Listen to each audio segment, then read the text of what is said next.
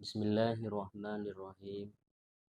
Assalamualaikum warahmatullahi wabarakatuh.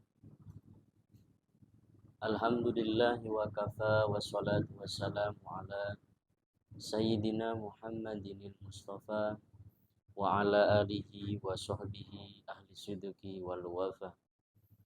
Qalu subhanaka la ilma lana illa ma 'allamtana innaka antal alimul hakim.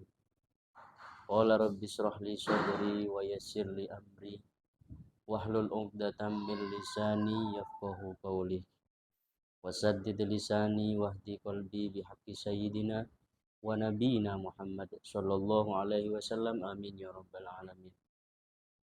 Para teman-teman semuanya yang insyaallah dimuliakan oleh Allah, disehatkan badannya, dipanjangkan umurnya, dimudahkan segala urusannya. Pada kesempatan kali ini kita akan ngaji bersama-sama tentang sholahul qalbi, hati yang baik, hati yang bersih, yang selamat daripada penyakit-penyakit hati yang bisa mencelakakan kita di dunia bahkan sampai di akhirat kelak. Para hadirin yang sama-sama dimuliakan oleh Allah, Kanjeng Nabi pernah dawuh dalam hadisnya bahwasanya hati ini adalah tolak ukur daripada kebaikan anggota badan kita, sebagai barometer. Jika hati baik, maka seluruh anggota badan kita akan mengarahkan kepada kita kebaikan.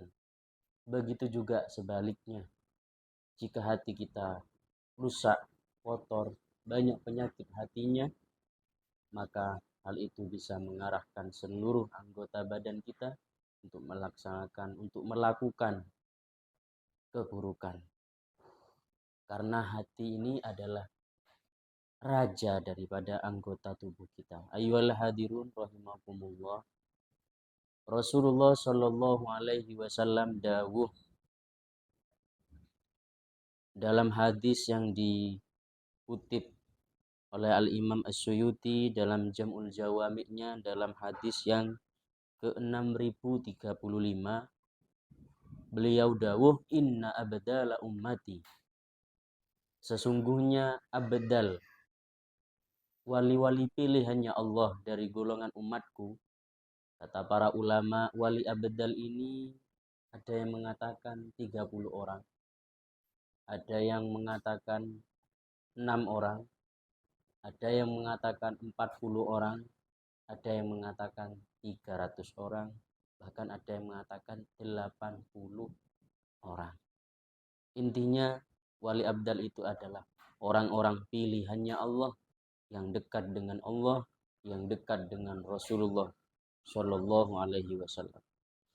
Apa dawuhnya Rasulullah? Inna abdala ummati, sesungguhnya para abdal, para wali abdal dari umatku, la yadkhulunal jannah, mereka semuanya tidak masuk surga bikasroti sholat, bukan disebabkan sholat mereka malam full sholat, atau wala suyam, atau siang harinya digunakan untuk puasa. Bukan itu yang menyebabkan daripada beliau-beliau masuk surganya Allah. Tapi dengan apa mereka semua dimasukkan ke dalam surganya Allah? Rasulullah melanjutkan hadisnya, bal bisalamati sudur. Satu, mereka itu dimasukkan ke dalam surganya Allah dengan disebabkan hatinya yang bersih, sanubarinya yang indah, hatinya yang jauh daripada penyakit-penyakit hati yang mencelakakan. Entah itu sombong, riya, ujub, hasud, atau namimah, dan lainnya. Selamat hatinya. Yang kedua, wasakhawatin nufus, dengan sakhawah, sifat sakhaw, loman, suka memberi, tidak pelit. Yang ketiga, warahmah bikulli muslim, dan rahmat kasih sayang kepada semua umat Islam. Bahkan jauhnya para ulama, guru-guru kami, semakin orang ilmuwan atau ilmu seseorang itu banyak, itu adalah semakin rahmat, semakin belas kasih kepada orang lain, siapapun itu juga. Jadi itu dawuhnya Rasulullah. Oleh karenanya Syekh Abu Bakar bin Salim, dzurriyyah daripada Rasulullah, keturunan Rasulullah dari Al-Husaini, beliau ini oleh Allah beliau ini dawuh, khayyarani rabbi baina salamati sudur li auladi awil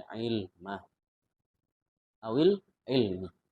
Katanya beliau, Syekh Abu Bakar bin Salim, saya ini diberikan oleh Allah sebuah pilihan untuk anak-anak. Beliau wali besar di zamannya, yang bahkan di Indonesia kita sering mengadakan daripada Syekh Abu Bakar bin Salim ini. Bil khusus dzurriyyah beliau yang masyhur saat ini, yakni Al-Habib Umar bin Muhammad bin Salim bin Hafidh. Atauallahu umrah. Beliau dawuh, saya ini diberikan pilihan oleh Allah antara selamatnya hati, selamatnya dadanya, atau hati yang bersih kepada anak turun saya, atau diberikan Allah. Lalu beliau, fakhtartu lahum salamatas sudur, saya memilih, kata beliau Syekh Abu Bakar bin Salim, untuk keturunan anak saya, yakni selamatnya hatinya, bersih hatinya dari segala macam penyakit yang bisa menyebabkan celaka di dunia sampai akhirat. Akhirnya apa? Karena beliau memilih selamatnya hati untuk keturunannya, semua anak keturunannya, hampir semuanya, ya hatinya bersih, yang mendapatkan ilmu dari Allah Subhanahu wa Ta'ala.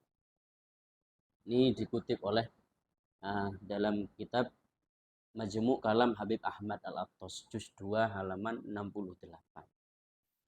Makanya beliau juga walinya Allah yang besar, seperti yang kita kenal, rotibnya dibaca di mana-mana, Al-Habib Abdullah bin Alawi Al-Haddad, sahibur rotib. Beliau dawuh juga radhiyallahu anhu, lam tuda'il asraru illa fil awiyah at-tahirah an-nakiyah. Rahasia-rahasianya Allah, cahaya-cahayanya Allah, ilmu-ilmunya Allah tidak mungkin Allah titipkan kecuali dititipkan kepada wadah yang bersih. Kita umpamakan saat ini di tangan saya ini ada gelas. Jika gelas ini bersih, kalau kita tuangkan susu, kita tuangkan kopi, kita tuangkan teh atau air putih, kita tidak jijik untuk meminumnya, segar. Tetapi kalau gelas yang ada di tangan saya ini kotor, tidak mungkin gelas yang kotor ini, yang banyak kotorannya, digunakan untuk minum susu, teh, air, dan lain semacamnya. Karena apa? Karena kotor. Begitu juga hati kita, ayyuhal hadirun rahimakumullah. Oleh karenanya, mudah-mudahan hati kita dijadikan oleh Allah hati yang bersih. Al-Habib Umar bin Abdurrahman Al-Attas jauh juga dalam Majmu' Kalamnya Al-Habib Idrus Al-Habsyi halaman 47. Kanan nas quluban bila nufus.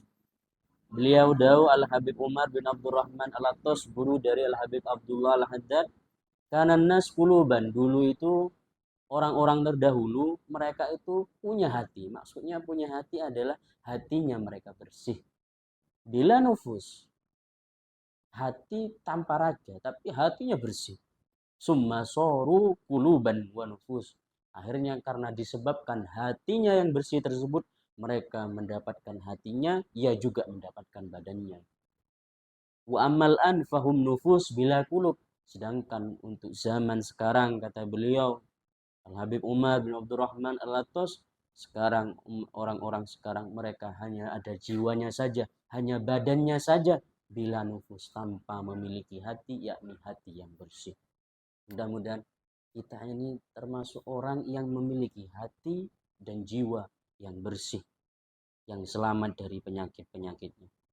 Ayyuhal hadirun, bahkan ada Al-Habib Zain bin Ibrahim bin Semit di Madinah, dalam kitabnya beliau Al-Fawaidul Mukhtarah, beliau juga dawuh, al-qalbul marid la yataladzadu bidzikri wal ibadah.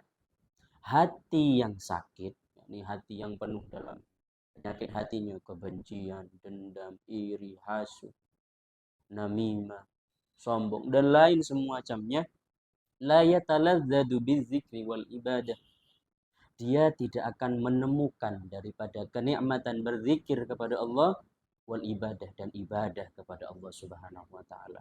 Kama la yatalazzadul marid bila dzidil at'imah, sebagaimana orang yang sakit badannya, sakit anggota badannya, dia juga tidak bisa menikmati daripada kenikmatan makanannya.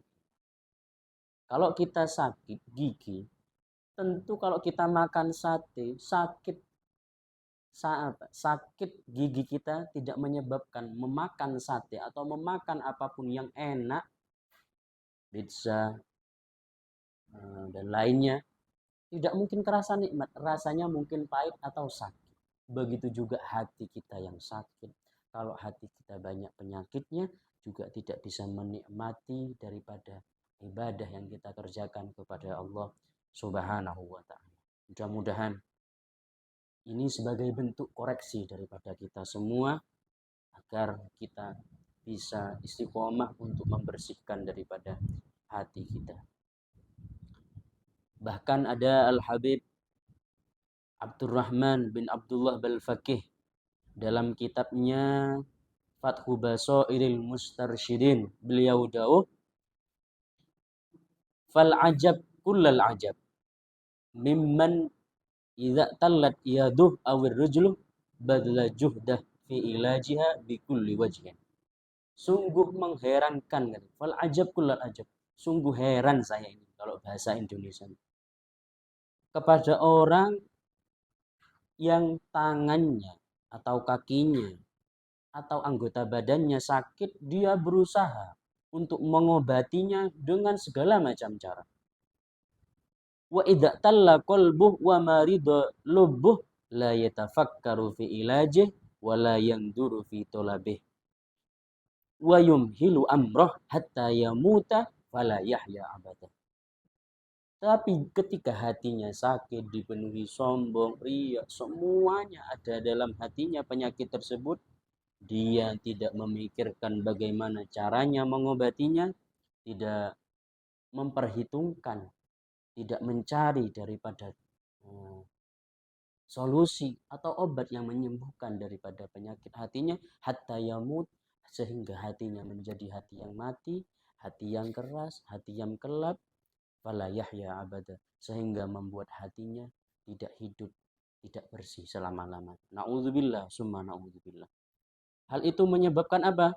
Wa yutba'u alaihi wa yadhhabu dinuh fala yuflihu abada. Ini menyebabkan tidak bisa menjadi kebahagiaan kita di dunia, tapi menyebabkan kita celaka bukan hanya di dunia, tapi juga celaka di akhiratnya Allah Subhanahu wa taala.